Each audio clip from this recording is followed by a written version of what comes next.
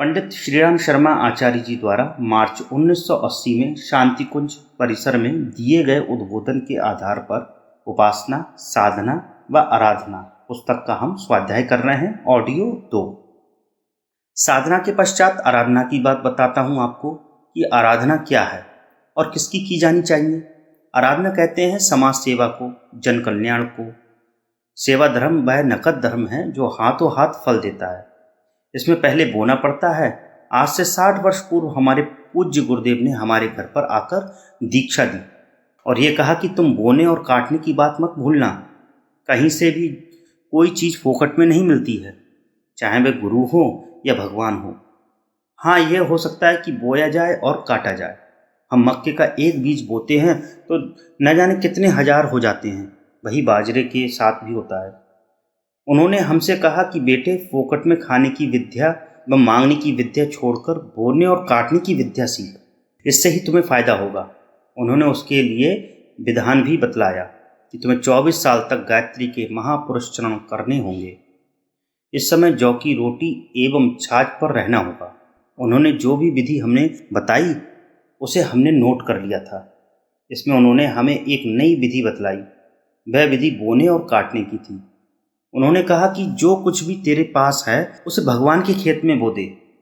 उन्होंने ये भी कहा कि 3 चीज़ें भगवान की दी हुई हैं और एक चीज़ तुम्हारी कमाई हुई है। शरीर, बुद्धि और भावना, ये 3 चीज़ें जो भगवान ने दी हैं। ये 3 शरीर स्थूल, सूक्ष्म और कारण के प्रतीक हैं। इसमें 3 चीज़ें भरी रहती हैं। स्थूल में श्रम, समय, सूक्ष्म में मन बुद्धि, कारण में भावना। इसके अलावा जो चौथी चीज़ है वह है धन संपदा, जो मनुष्य कमाता है। इसे भगवान नहीं देता है। भगवान ना किसी को गरीब बनाता है ना अमीर। भगवान ना किसी को धनवान बनाता है ना कंगाल बनाता है। ये तेरा बनाया हुआ है। इसे तू बोना शुरू कर। हमने कहा कि कहाँ बोया जाए। उन्होंने कहा कि भगवान के खेत में। हमने पूछा कि भगवान कहाँ हैं और उनका खेत कहाँ है। उन्होंने हमें इशारा करके बतलाया कि ये सारा विश्व ही भगवान का खेत है। ये भगवान विराट है। इसे ही विराट ब्रह्म कहते हैं। अर्जुन को भगवान श्री कृष्ण ने इसी विराट ब्रह्म का दर्शन कराया था। उन्होंने दिव्य चक्षु से उनका दर्शन कराया था। यही उन्होंने कौशल्या जी को दिखाया था। हमारे गुरु ने कहा कि जो कुछ भी करना हो इसी समग्र सृष्टि के लिए करना चाहिए। यही भगवान की वास्तविक पूजा कहलाती है। इसे ही आराधना कहते हैं। उन्होंने हमें आदेश दिया कि तू इसी विराट ब्रह्म के खेत में बो, अर्थात जन समाज की सेवा कर। जन समाज का कल्याण करने, उसे ऊंचा उठाने, समुन्नत और सुसंस्कृत बनाने में अपनी समस्त शक्तियां एवं संपदा लगा। फिर आगे देखना कि ये 100 गुना हो जाएंगी। जो भी 3-4 चीज़ें तेरे पास हैं उसे लगा दे, तुझे रिद्धियाँ सिद्धियाँ मिल जाएंगी। ये सब तेरे पीछे घूमेंगी, तू मालदार हो जाएगा। अब हम तैयार हो गए। हमने विचार दृढ़ बना लिया। उन्होंने पूछा कि क्या चीज़ें हैं तेरे पास। हमने कहा कि हमारा शरीर है। हमने सूर्योदय से पहले भगवान का नाम लिया है, अर्थात भजन किया है। बाकी समय हमने भगवान का काम किया है। सूर्य निकलने से लेकर सूर्य डूबने तक सारा का सारा समय भगवान के लिए लगाया, समाज के लिए लगाया है। दूसरी बुद्धि है हमारे पास। आज लोगों की बुद्धि न जाने किस किस गलत काम में लगी रही है। आज लोग अपनी बुद्धि को मिलावट करने, तस्करी करने, गलत काम करने में खर्च कर रहे हैं। हमने निश्चय किया कि हम अपनी बुद्धि को सन्मार्ग की ओर ले जाएंगे तथा इससे समाज, देश को ऊंचा उठाने का प्रयास करेंगे। हमने अपनी अक्ल एवं बुद्धि को, यानी अपने सारे के सारे मन को भगवान के कार्य में लगाया। और क्या था हमारे पास? हमारे पास थी भावना, संवेदना। यह भी हमने अपने कुटुंबियों के लिए, बेटी बेटी के लिए नहीं लगाई।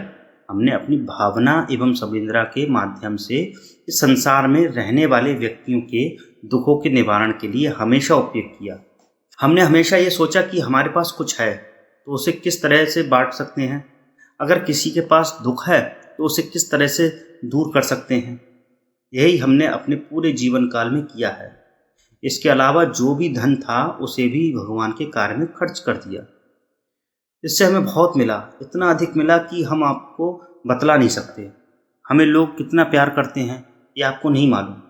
लोग यहाँ आते हैं तो ये कहते हैं कि हमें गुरुजी का दर्शन मिल जाता तो कितना अच्छा होता। ये क्या है? ये हमारा प्यार, मोहब्बत जो हमने उन्हें दी है तथा उनसे हमने पाई है।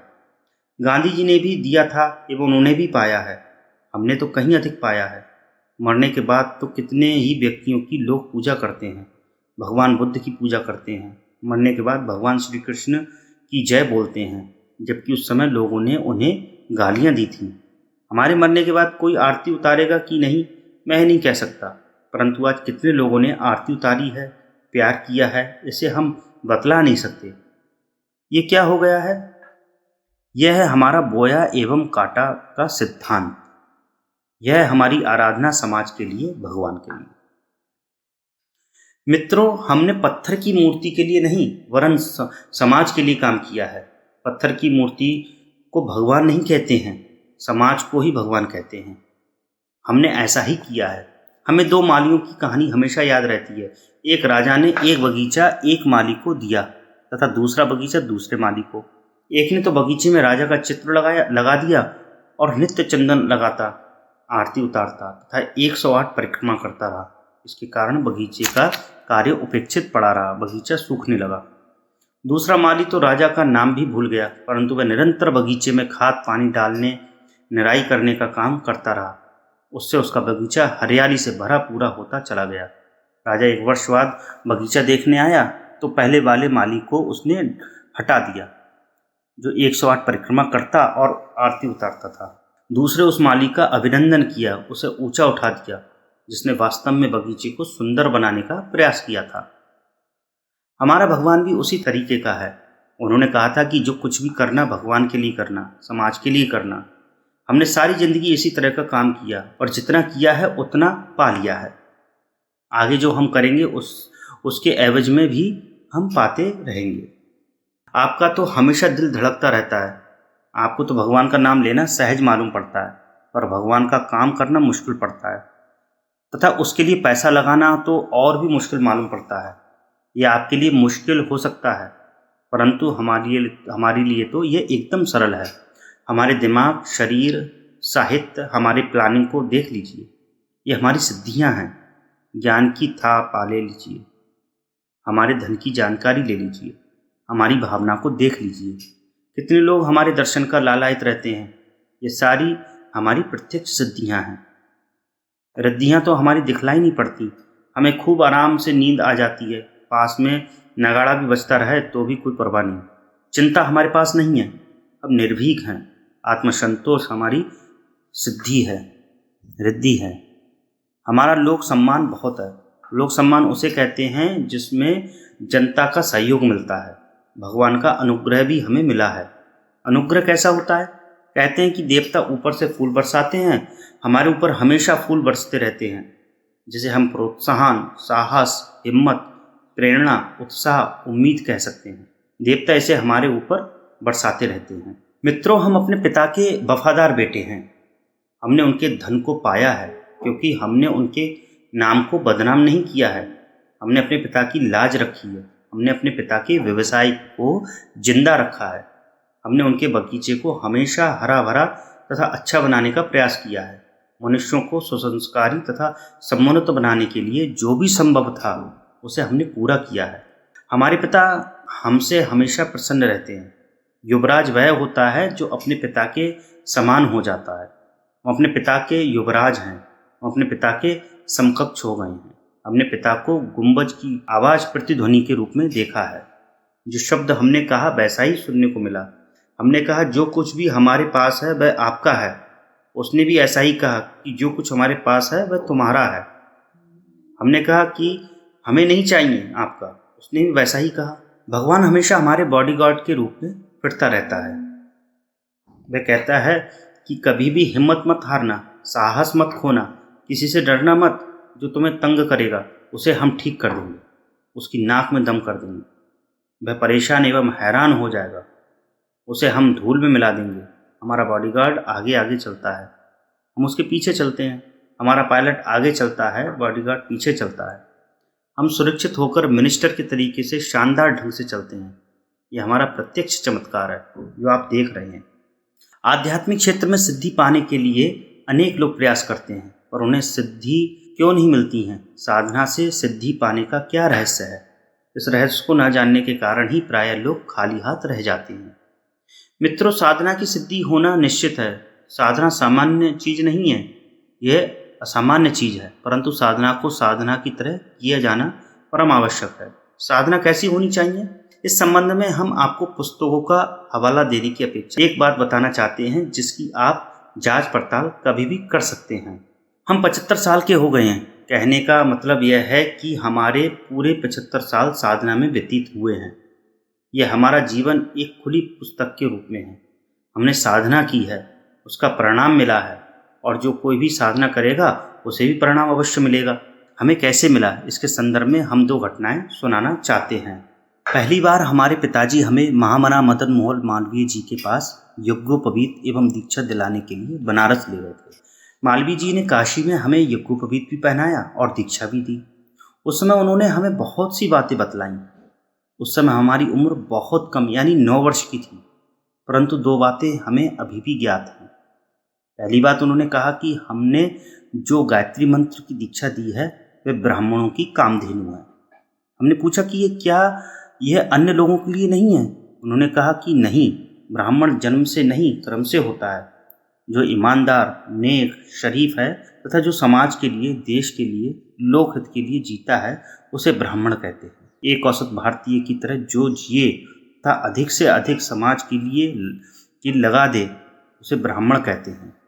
गांधी जी ने भी राजा हरिश्चंद्र का नाटक देखकर यह वचन दिया था कि हम हरिश्चंद्र होकर जिएंगे, इस तरह का जीवन जिए। हमने भी मालवीय जी के सामने यह संकल्प लिया था कि हम ब्राह्मण का जीवन जिएंगे। हमने वैसा ही जीवन आरंभ से जिया है। हमारे दूसरे आध्यात्मिक गुरु जो हिमालयवासी हैं और जो सूक्ष्म शरीरधारी हैं, उन्होंने हमारे घर में प्रकाश के रूप में आकर दीक्षा दी थी। उन्होंने हमें पूर्व जन्म की बातें दिखलाई।